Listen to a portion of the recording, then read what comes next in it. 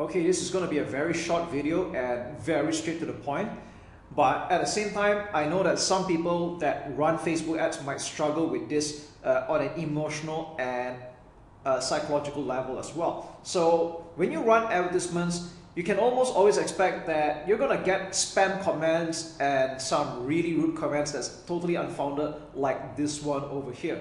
Now, I just want you to know that this is part and parcel of running Facebook ads, because when you run ads, it's always going to a cold audience, and some of them might just project their insecurities or their negative thoughts onto your post, no matter how well intentioned you are.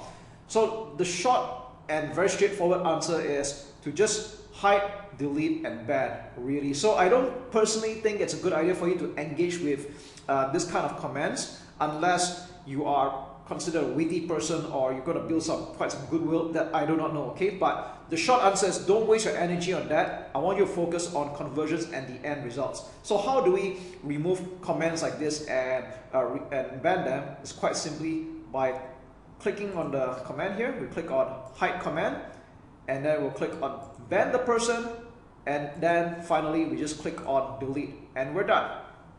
Simple.